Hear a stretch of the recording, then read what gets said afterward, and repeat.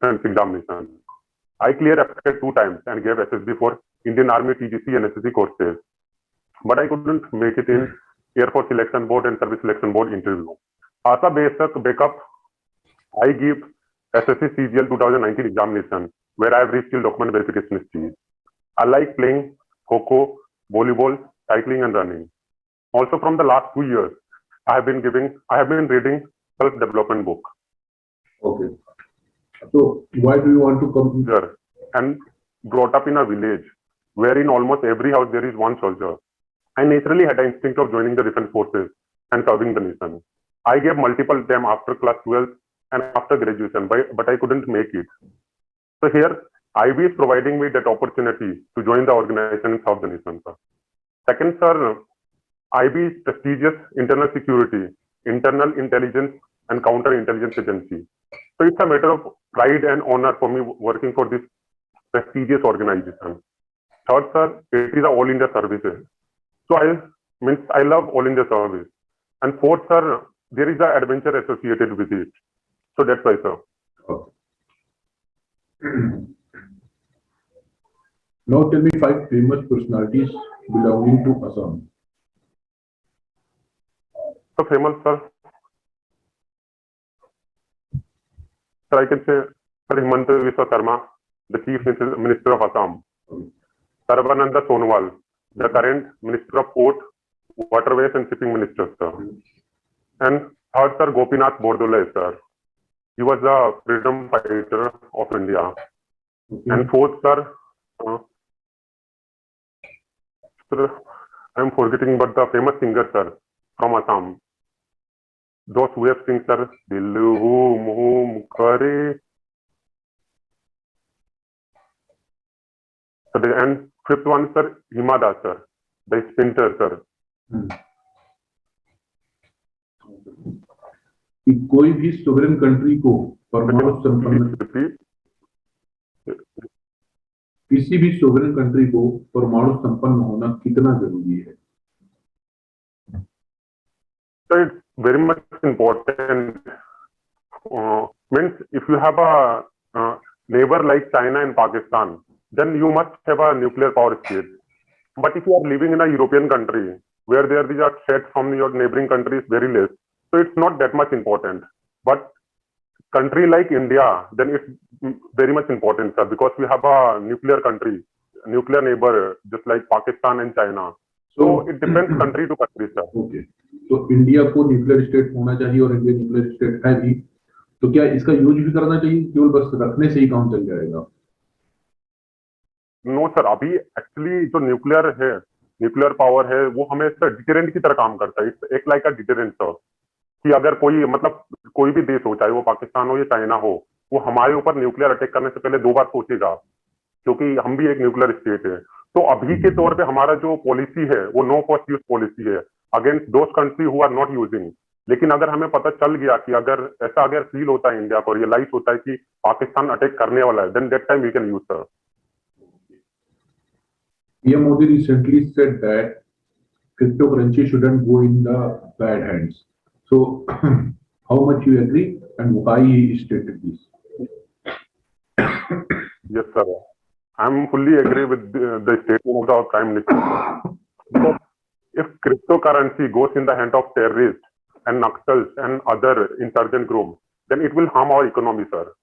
So that's why our Prime Minister has said like this, sir. Okay. And if cryptocurrency is be legalized as a legal tender, then how it will affect our Indian economy?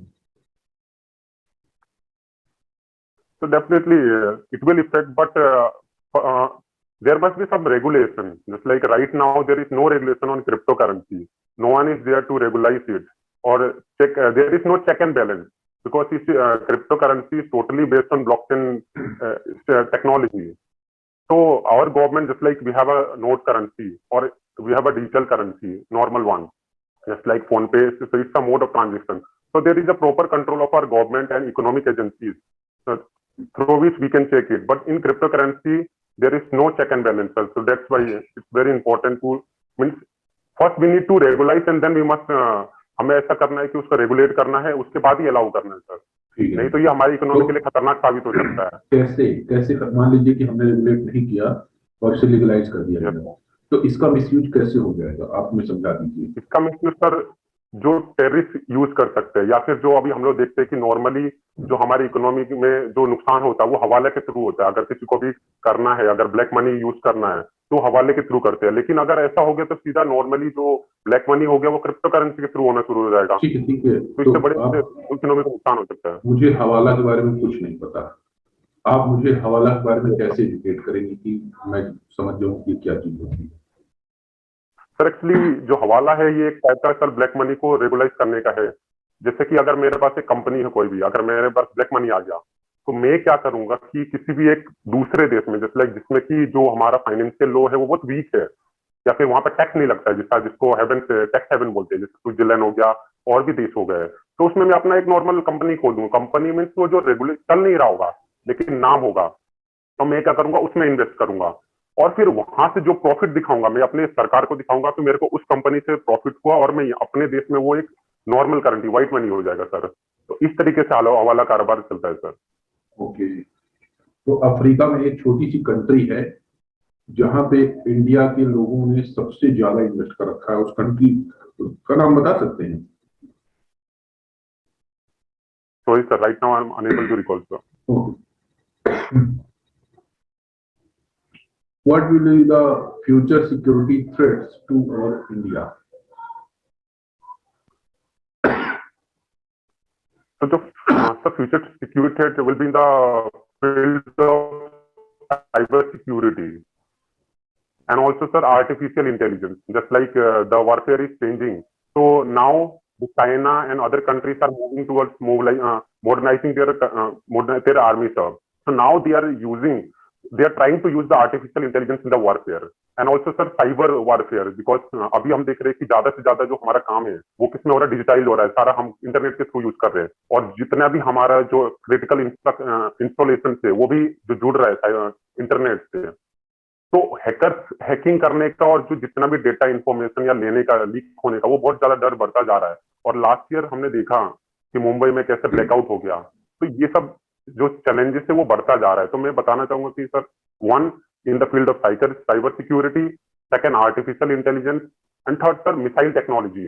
अभी देख रहे हैं जो हमारा warfare होगा after few years, तो वो soldiers के बीच में नहीं होगा, वो सीधे डिस्टेंस पे होगा, बहुत दूर के होगा, एंड रोबोट्स लड़ेंगे सर। तो ये दिखाई दे रहा है सर अभी तो। Okay. And what about biowarfare and drone attacks? As recently in Jammu Air Base, 2 drone attacks have dropped bombs and some sort of losses. But if it Yes will be sir, yes in sir.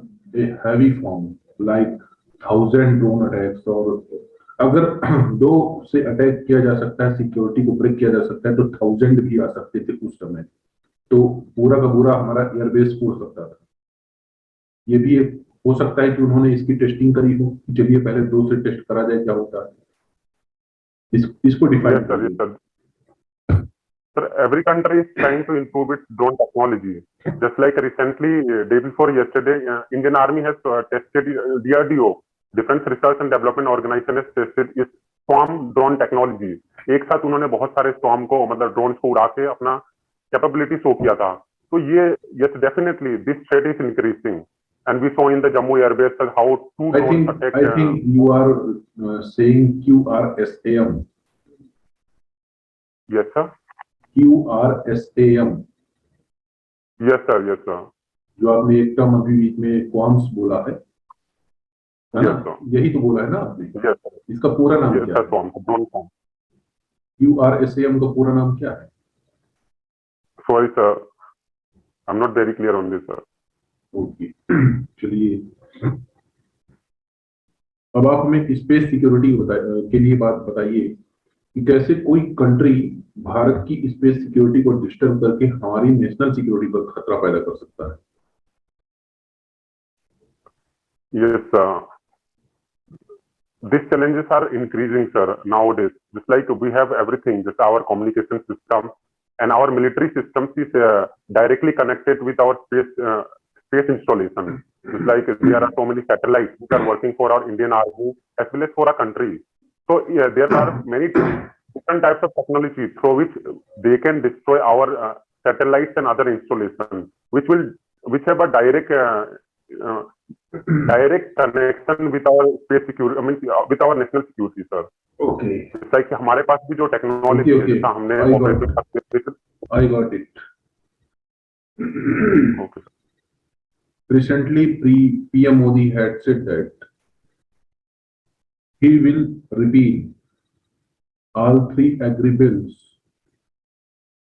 and also he have faced defeat in some upchunavs. So how can you say that it is not a political movement? And also in some time in future, we have to see that in 5 states elections will be happen. So I think this is a complete political move.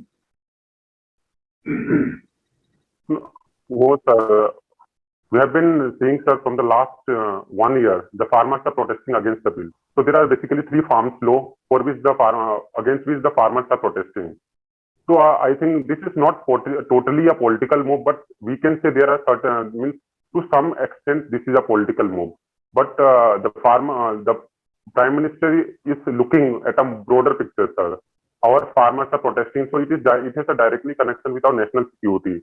We saw in the 15 August protest how they enter in our Red Fort and create some nuisance. So उसी को देखते हुए जो हमारे prime minister ये सब कर रहे, ताकि एक तो हमारे फार्मर्स की हित को भी देखते हुए हमारे पीएम ट्राइड, हमारे जो किसान मंत्री और प्रधानमंत्री, उन्होंने कोशिश किया कि हमारे फार्मर्स को समझाए, लेकिन उन्हें मतलब प्राइम मिनिस्टर को ऐसा लगा कि इसी तरह समझा नहीं पाए। आप इस मूव को जो प्रधानमंत्री जी ने किया है, इसको नेशनल सिक्योरिटी से कैसे कनेक्ट कर पाते हैं कि हमारे नेशनल सिक्योरिटी को ध्यान में रखते हुए कदम उठाया गया है? यस सर, जैसे कि हमने लास्ट ईयर देखा 15 अगस्त को कैसे जो हम थोड़ी हिंसा हुई और हमारे जो रेड फोर्ट है वहां पे जाके उन्होंने हंगामा बनाया गणतंत्र दिवस को। Okay sorry sir. हाँ, तो सर ये इसमें जो पाकिस्तानी का एंगल भी दिखाई देता है कि आईएसआई इसको प्रमोट कर सकता है और जो खालिस्तानी मूवमेंट है उसमें को भी थोड़ा आग मिल सकती है सर ये। और इसके साथ साथ जो भी हमारे देश में जो चाहते हैं हमारे देश के खिलाफ है, वो इसमें थोड़ा सा अपना योगदान दे सकते हैं और हमारे देश में आतंक फैला सकते हैं सर। तो इसको थोड़ा नेशनल सिक्योरिटी से रिलेटेड है सर ये। ठीक है, आप इसको सिक्योरिटी के टर्म में आगामी 5 राज्यों के इलेक्शन से कैसे कनेक्ट कर पाएंगे?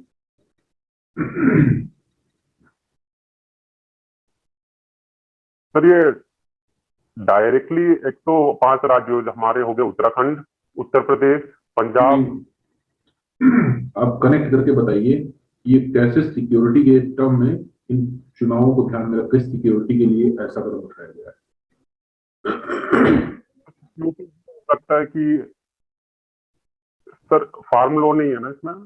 है, फार्म लॉ रिपील किए गए हैं 5 राज्यों के चुनावों के मद्देनजर, लेकिन सिक्योरिटी पर्पज से। सिक्योरिटी पर्पज से अक्सर ये रिपील होने के बाद अब लग रहा है कि मुद्दा शांत हो जाएगा, तो इससे हमारे सिक्योरिटी उतना वो नहीं पड़ेगा सर, असर नहीं पड़ेगा लग रहा है। आप कनेक्ट नहीं कर पा रहे हैं। मैं आपको हिंट दे रहा हूँ, 5 राज्यों में चुनाव होंगे। जो बॉर्डर मैनेजमेंट की फोर्सेज हैं हमारी, वो इलेक्शन ड्यूटी भी कंडक्ट कराती हैं और इस समय हमारे बॉर्डर पर अच्छे हालात नहीं हैं और हमारे 5 राज्यों में और बड़े राज्य हैं, इनमें चुनाव होगा तो हमारी जो बॉर्डर मैनेजमेंट की फोर्सेज हैं ये यहाँ भी बिजी रहेंगी और उसी समय अगर हमारे देश के राजधानी वाले हिस्से में या फिर बॉर्डर के नजदीक वाले हिस्से में आंदोलन है तो ये हमारे देश के लिए 3 तरफ से मार हो सकती है। एक हमारे बॉर्डर मैनेजमेंट की हो सकते हैं, दूसरा इसमें खालिस्तानी मूवमेंट और आईएसआई का इन्वॉल्वमेंट बढ़ सकता है और हमारे देश की जनता चुनाव के समय चुनाव वोटिंग न करके वहां पर व्यस्त रहेगी। और एक और हो सकता है कि सिक्योरिटी फोर्सेस के ऊपर जो है लोड ना बढ़े, ठीक है, क्योंकि सिक्योरिटी फोर्सेस हमारे देश में उतनी पर्याप्त नहीं है जितनी होनी चाहिए, इसलिए इनको मल्टी जॉब रोल्स दिए जाते हैं, मल्टी ड्यूटीज कराई जाती हैं, ठीक है।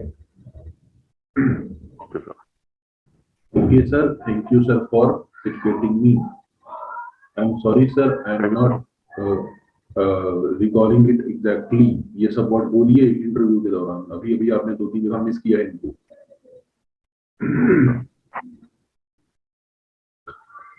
अब आप हमें ये बताइए कि जो नक्सलियों की सरकार होती है वो अपनी सरकार किस नाम से चलाते हैं? Sir people liberation guerrilla army sir. नहीं, वो तो दिस आर्मी इज है। Army sir. नहीं नहीं, वो आर्मी है। सर वो कहते गवर्नमेंट ना कि हमारी ये वाली सरकार ने ये निर्णय लिया है। वो सॉरी फैस, सर, वो राइट नाउ फैसले आई एम अनेबल। वो फैसले कैसे लेते हैं? सर याद नहीं आ रहा सर, सॉरी सर। जनताना सरकार का नाम सुना है? Yes sir. जनताना सरकार। यस, जनता सरकार सर। जनताना सरकार वो कहते हैं, मतलब ये जनता की सरकार है। कोई भी इनको डिसीजन लेना होता है, किसी को सजा सुनानी होती है, तो पूरी जनता को इकट्ठा करते हैं और उनसे उसी समय पूछते हैं, पब्लिक ओपिनियन उसी समय लेते हैं। तो यही है जनताना सरकार और यही है कम्युनिस्ट पार्टी की थीम। तो आप हमें बताइए, नक्सली सरकार का स्ट्रक्चर क्या है? ये अपनी गवर्नमेंट किस स्ट्रक्चर में चलाते हैं? भारत सरकार का अपना स्ट्रक्चर है, नक्सलियों का अपना स्ट्रक्चर है। भारत सरकार ने अपना बजट पेश किया, नक्सलियों ने इस साल 1,000 करोड़ रुपए का अपना बजट पेश किया। इतनी भारी भरकम मात्रा में इनके पास पैसा कहां से आता है? और इनके स्ट्रक्चर क्या है गवर्नमेंट का, समझाइए मुझे।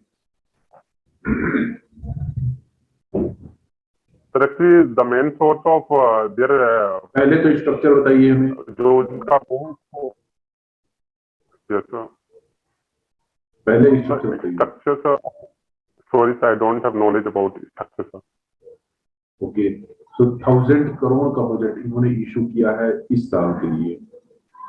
ठीक है, तो ये इनका सोर्स क्या है, इतना पैसा कैसे पा गए?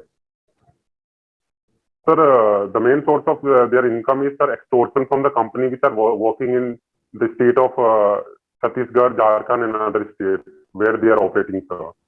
Extortion से होता है जहां भी जितने भी कंपनी काम कर रहे हैं उनसे वो पैसा वसूलती है सर। और this is the main source sir. और क्या सोर्स है इनके?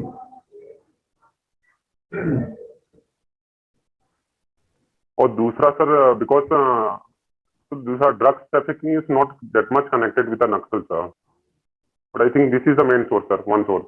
Okay, now tell me the eligibility to be a terrorist.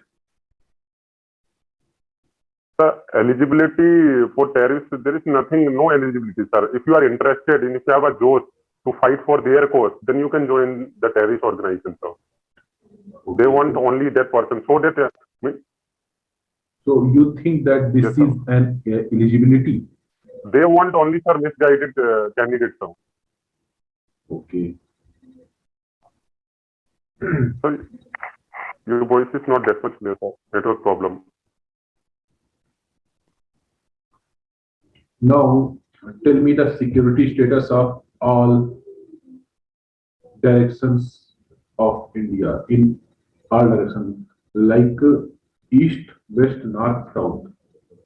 Security status क्या है? Sir, in north there is a conflict between Indo, they means जो हमारे China हो गया, चाइना के साथ थोड़ा विवाद है, China and Pakistan, so that was not that much secure, that our northern border and eastern western border, sir. In eastern side, northeastern side, there are various insurgent groups which are operating, so this one is not that much stabilized. Just like in Assam we have a Ulfa which is still operating, and we have a peace agreement with the Bodoland Karbi insurgent group, but in Manipur we saw that it is not stable, and last week only there was an attack on the Assam Rifles convoy, sir. And if you talk about that region, central region, so there are that one Naxals are operating there, so that one is also not that much stable, but we are working and we got a success also, just like in Maharashtra, in Gadchiroli district, we killed 26 Naxals and many are surrendering also. So day by day the situation is increasing, but still under not control, sir. And in the south, our situation is good. In the security point of view, the situation is good, but sometimes there were frequent places in the sea, sir, because Sri Lankan neighbors sometimes they capture our fishermen. Also, we saw in the Pakistani side, they also capture our fishermen. So we have a problem in the north and northeast region, and in the Jharkhand and that area. So. Have you listened about the term Gajwa-e-Hind?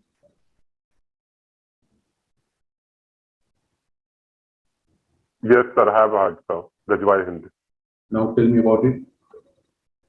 So it means, sir, to break India into 1,000 cuts, sir. I think because it is not possible. Just like we have a various war in 1971, 1965, and also Kargil attack. So Pakistan have realized that it is not possible for Pakistan to win India, and so they have now decided and they have made a strategy to break India, cut India into 1,000 cuts, sir. So this is the main issue. To harm India, making 1,000 cuts because 1,000 cuts. क्योंकि वो एक बड़ा आंदोलन हमारे खिलाफ नहीं कर सकते तो वो छोटा छोटा करते हैं, तो ये वाली चीज गजवा-ए-हिंद के तहत की जा रही है। लेकिन गजवा-ए-हिंद क्या है उसको आप डिफाइन नहीं किए। एग्जैक्ट मीनिंग सर कोई सर। चलिए, नाउ अब आप हमें अपस्फा एक्ट के बारे में बताइए, आपने सुना होगा, बताइए। यस सर, उसका फुल फॉर्म बताइए। Okay sir. Sir, ASPA stand for arm forces special power act. Sir, under this act, sir, the governor has the power to declare any area as disturbed area, and once any area is declared as a disturbed area, then the armed forces come into power and they take the role of, along with the parallel to the state government police, they also take the charge of law and order, and they have the power to seize, arrest, or even shoot any individual if they think that it is against the national security. So this is ASPA. अपस्फा इस समय किन किन राज्यों में लगा हुआ है? So ASPA is currently operating in the except in the 4 districts of Arunachal Pradesh, in Assam, in Nagaland, in Manipur, except the Imphal Valley, sir, in this area, sir, and Jammu and Kashmir, sir. But in previous time, it has noted that apaspa is not good as it is not followed human rights.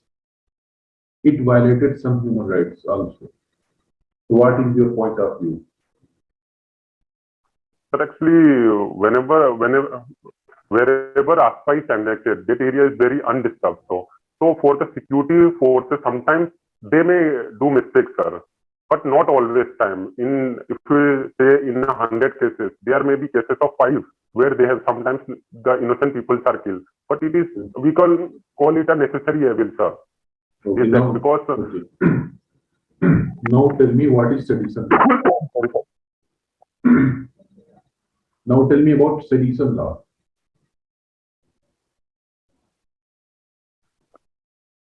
Sedition, sir.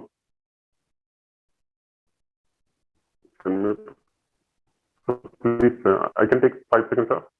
Yes, sure. So, sedition law, I think this is called Manhani case, sir. Am I right, sir? Manhani case? No, sir. Defamation. Okay, sir. Sedition law means, sir, if someone is acting against the country or saying against the country, then that time this law is enacted on that person, sir. Recently, some journalists have arrested under this law. Connect the points. Yes, sir. Last month there was a violence in Tirupura state, sir. So some of the journalists were, according to the police, some of the journalists were trying to incite the violence. So against them, the state has enacted, sir, sedition law, sir. And they have booked under UAPA also, sir. And then what is the difference between sedition and UAPA? So UAPA and sedition, their provisions are different, sir. under UOPA, they can be arrested for the 6 months and they will not get any legal aid, sir. But under sedition law, they may get the legal aid, sir. Okay. And what is NSA? The NSA is National Security Act. It was enacted in 1980. So under this, there is a provision that if someone is booked under NSA law, then the state has the state or security forces has the power to detain that individual for 1 year, sir. And the basic right. And which, yes, sir. Which are preventive detention act.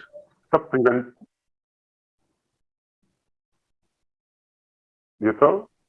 Preventive detention act इनमें से कौन कौन से हैं? Sir sedition law sir इस preventive detention और कौन से हैं? NSA sir national security act. And what about UAPA? So UAPA is not a preventive detention because if the state think that someone has done terrorist activity or anything, then that time UAPA is enacted, sir, after the done of the activity. Okay, and what is about PSA, Public Safety Act? Public. So I know a bit about it, but I'm not very clear on it.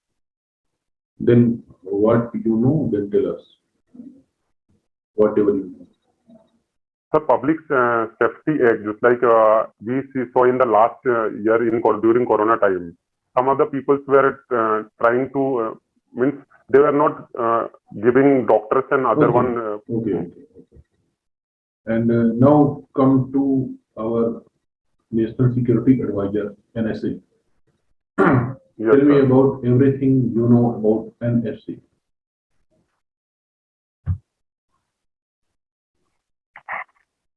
Sir, the current national NSA is Ajit Doval, sir. He was in Indian Police Service, sir, and he also been the director of Intelligence Bureau, sir. And also there was a story that under operation he was in Pakistan, so he take the base means वो base बदल के sir जो उनके पाकिस्तान में रह रहे थे और बहुत सारे ऑपरेशन भी उन्होंने किया था, सर. ठीक है, तो जो NSA होता है ये किस तरह का अधिकारी है भारत में? ये कैसा राजनीतिक अधिकारी है कि कैसा अधिकारी है? इसके बारे में कुछ बताइए. इसका बॉडी क्या है, स्ट्रक्चर क्या है, जॉब रोल्स क्या है इसके? Yes sir. तो जो NSA होता है वो जो हमारे नेशनल सिक्योरिटी काउंसिल होते हैं उनका है पार्ट होते हैं, सर. और जो नेशनल सिक्योरिटी एक ग्रुप होता है उनके हेड भी होते हैं, सर. ये तो हायरार्की के अंदर sir I have read but right now I'm not able to recall, sir. Okay. What will be the immediate actions by an authority after communal riots?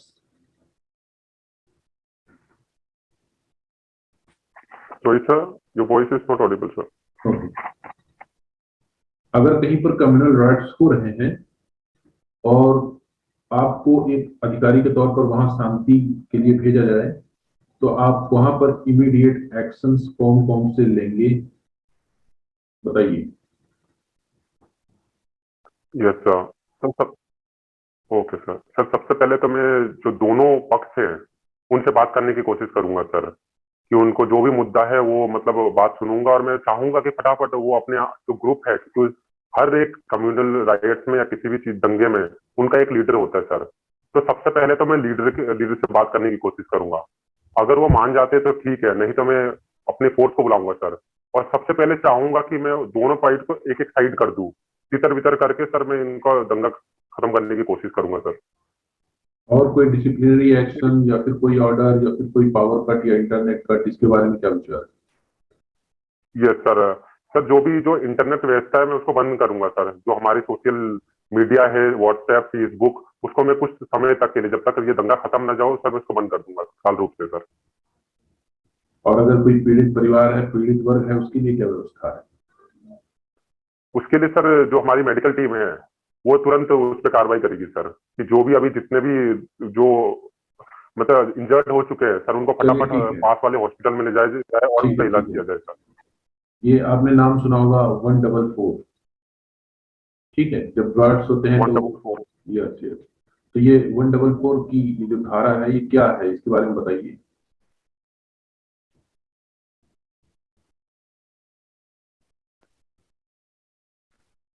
Sorry sir, I don't have any idea sir.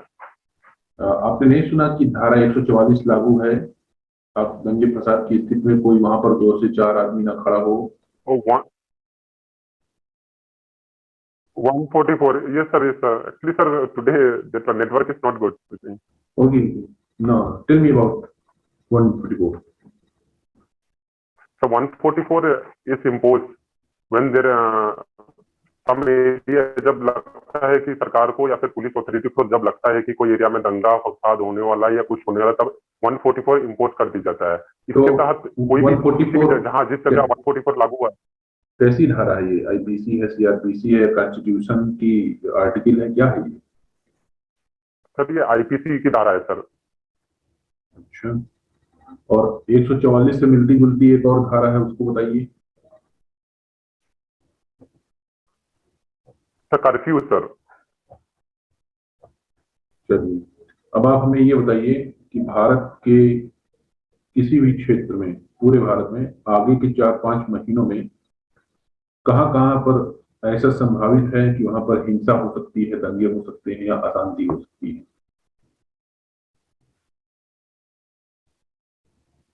Sir अभी तो देखने को मिल रहा है कि sir, मेरे को लगता है कि उत्तर प्रदेश में थोड़ा माहौल बिगड़ सकता है सर। इसलिए एक तो क्योंकि क्यों? किसान सर, सर पहला तो जो किसान लो है वो अभी रिपील हो चुका है, लेकिन किसान अभी भी मानने को तैयार नहीं कि वो जाएंगे। हम्म, दूसरा सर, इसके साथ साथ इलेक्शन भी है, तो हम्म, इसमें जो अतथ्य लोग हैं सर वो फायदा उठा सकते हैं। यहाँ पे आईएसआई या खालिस्तानी कनेक्शन थोड़ा देखने को हमें मिल सकता है सर। दंगे में हमने देखा है कि लास्ट टाइम भी मुजफ्फरनगर में थोड़ा दंगा हो गया था। तो सर ऐसा टाइम में ये माहौल बन जाता है उत्तर प्रदेश में। बाकी देश में आज अभी तत्काल तुरंत तो दिखाई नहीं दे रहा सर। मुझे लगता है कि वो बस उत्तर प्रदेश में हो सकता है, बाकी हमारे सिक्योरिटी फोर्सेस नॉर्मल चीजों को कंट्रोल कर लीजिए। तो आगामी कितने राज्यों में चुनाव होने वाला है? सर आगामी सर 5 राज्यों में चुनाव होने वाला है सर। तो क्या केवल दंगा उत्तर प्रदेश में ही होता है?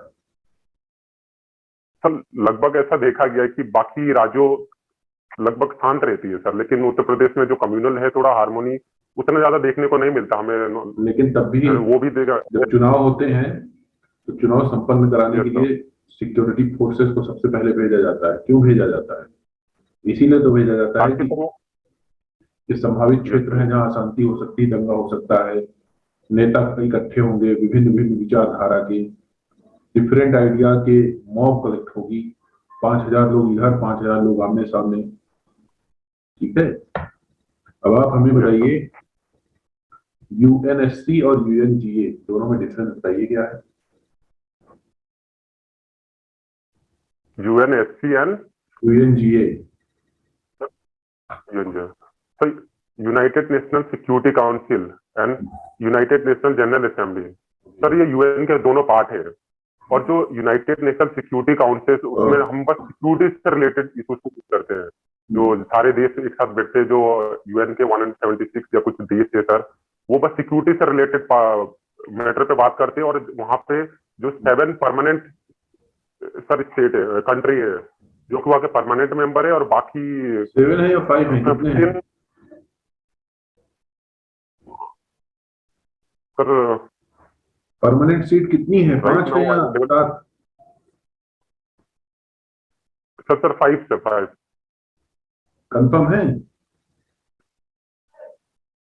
5 सर। कौन यस कौन सर से? 5। Sir USA, hmm, France, hmm, China, hmm, Russia hmm. And Britain sir. अच्छा, और बाकी के जो 2 बच गए हैं वो कौन से होंगे?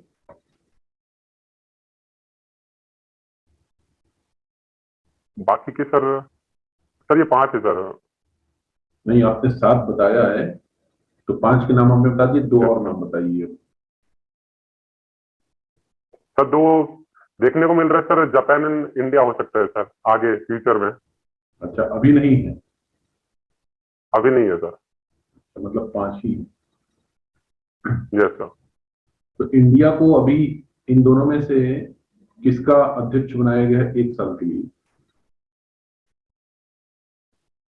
सर यूएन का सर,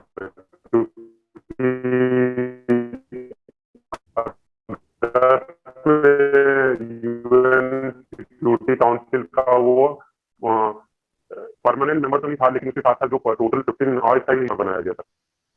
ठीक है, तो भारत को इससे फायदा क्या मिलेगा?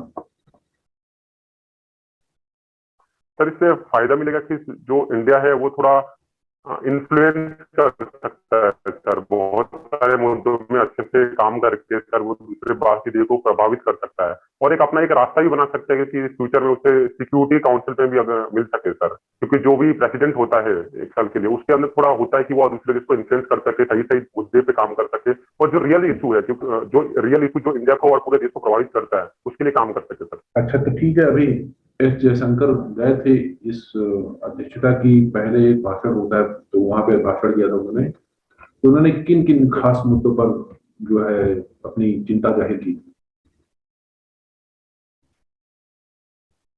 Sir I didn't see that one sir. FATF के बारे में बताइए। Sir the full form of FATF is financial action task force sir. FATF उन देशों पे लगाता है जो कि मनी लॉन्ड्रिंग करते हैं और टेररिस्ट को पनाह देते हैं, पनाह या फिर जो सपोर्ट करते हैं फाइनेंशियली।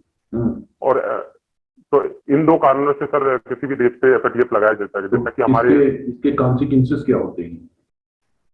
इसके कॉन्सिक्वेंसेस ये होते हैं कि जो जो टेररिस्ट को है उनको फाइनेंशियल सपोर्ट मिल पाता है सर, और वो किसी भी देश में मतलब डिस्टर्ब कर सकते हैं, जैसे कि हमने देखा कि पाकिस्तान को FATF के ग्रे लिस्ट में डाला गया, और हाल ही में सर टर्की को भी डाला गया है।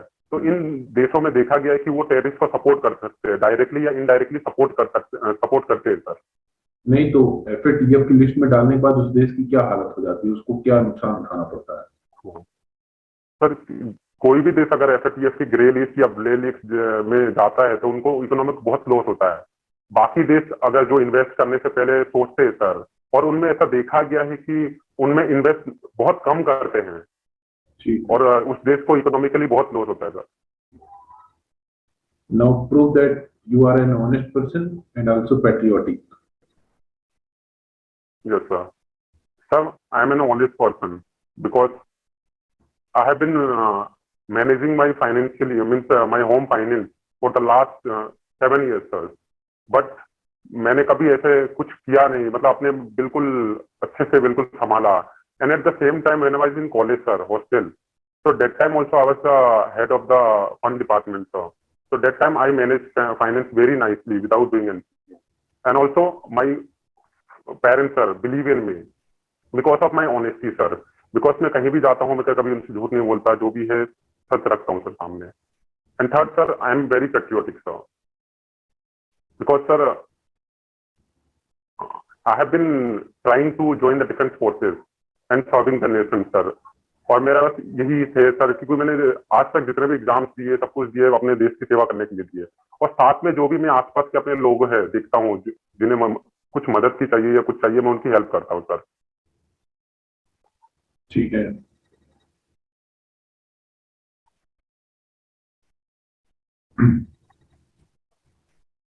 फोर्सेस के लिए मेंटल हेल्थ कितना जरूरी है?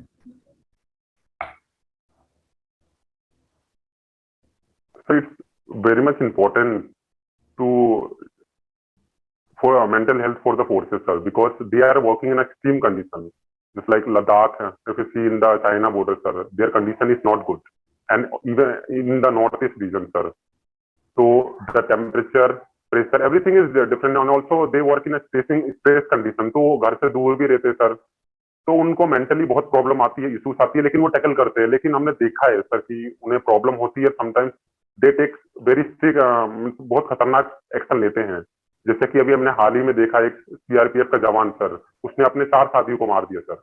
तो उसमें देखा गया कि थोड़ा मेंटल प्रॉब्लम था या फिर वो स्ट्रेस में था अपने दोस्त के साथियों की बात तो सुनकर। तो इसको हमारे ऑफिसर्स को ये इसके सॉल्यूशंस क्या हैं?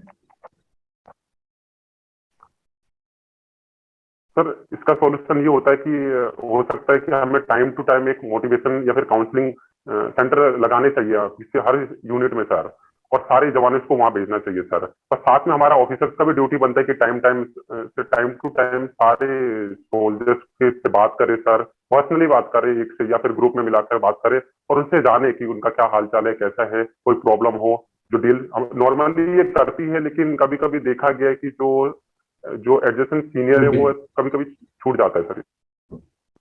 नाउ आपको एक मैं सीनियर आईबी ऑफिसर का रोल प्रोवाइड कर रहा हूं। आप हैं, आप मान लीजिए आपके पास वो सारी पावर है जो एक सीनियर आईबी ऑफिसर के पास होती हैं, और आपको प्रधानमंत्री मोदी जी की बैठक जो कि पाकिस्तान में होनी है, पाकिस्तान के किसी भी शहर में, वहां का सिक्योरिटी सिस्टम चेक करने के लिए भेजा जा रहा है। और आप जानते हैं कि पहले जाकर के सिक्योरिटी चेक करी जाती है, बाद में बैठकें होती है। तो वहां जाकर के आप किन किन बातों का विशेष ध्यान देने की कोशिश करेंगे और कैसे कैसे सिक्योरिटी मैनेज करेंगे? तो सबसे पहले तो बात ध्यान दूंगा कि हमारी सिक्योरिटी पर्सनल है वो एकदम जितने नंबर्स चाहिए वो उतने नंबर्स में हो। और दूसरा सर कि जो इसमें दूसरा ये कर सकते हैं कि सर वहां पे जो अगर कोई लोकल इश्यूज चल रहा होगा तो उनको सर उनके सरकार से बात करके उनको सॉल्व करने की कोशिश करें। पर अभी तो वो याद नहीं आ रहा, समझ नहीं आ रहा सर। ठीक है, अब आप ये बताइए कि अगर आपको आईबी में जॉब मिल जाए और आपको कोई भी अंडर कवर एजेंट बनना है या डिस्गाइज ऑफिसर बनना है, तो आप कितने जॉब रोल परफॉर्म कर सकते हैं, कितने प्रोफेशन परफॉर्म कर सकते हैं उस समय?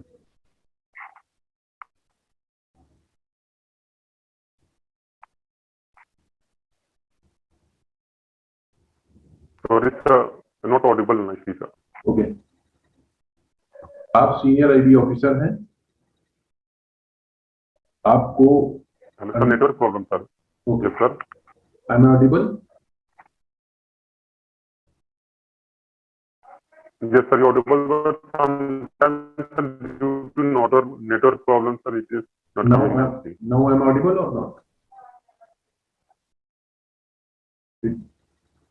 So the video is paused, sir. Is it okay?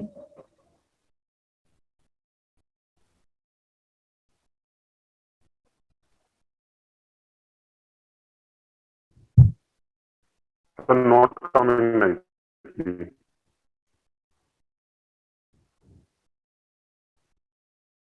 Now it is okay? Yes, sir, now Now okay. ठीक है, आपको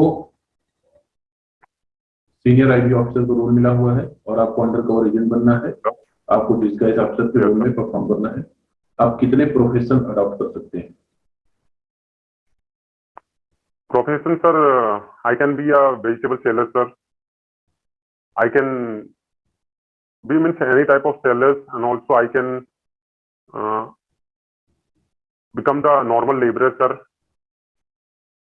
And whatever that time, according to the situation, if I feel suitable, sir, I can perform the role. तो जैसे मान लीजिए आपको किसी गली में या किसी एक सुनसान से शहर में जहां गैदरिंग करनी है वहां आपको सब्जी बेचनी है, तो आज मान लीजिए अभी मैं आपको तुरंत कहता हूं कि जाइए, आप एक घर है उसके आसपास आपको इंटेलिजेंस गैदर करना है, वहां के लोगों की स्थितियां पता करनी है और वहां आपको सब्जी Yes, बेचना sir. है। तो आप अभी तुरंत इंटरव्यू छोड़ने के बाद क्या क्या अरेंजमेंट करेंगे? सर अरेंजमेंट इसमें नॉर्मली कुछ नहीं चाहिए होगा सर। एक टोकरी, 2-3 टोकरी लेने सर। मैं चाहूंगा कि एक ठेला का अरेंजमेंट हो जाए सर, जिसमें मैं सब्जी को रख के ले जा सकूं सर, और मैं वो ठेले को ले जाके उस घर के पास आगे लगा दूंगा सर। तो इस तरीके से मैं उस आसपास की जो घर है उनका मैं इंफॉर्मेशन कलेक्ट कर सकता हूँ सर नॉर्मली। उस घर के आगे ही जाके लगा दोगे जबकि उस घर के आसपास दुकानें नहीं लगती हैं? आसपास सर वहां पे मैं देखूंगा कि आसपास कहाँ लग सकती है, और नॉर्मली मेरे पास ठेला होगा तो मैं मूवमेंट कर सकता हूँ सर चलिए आसपास। ठीक है, उसके लिए नॉर्मली देखा गया कि कोई मना नहीं करते। Okay okay, all the best for future, I am disconnecting. Thank you sir.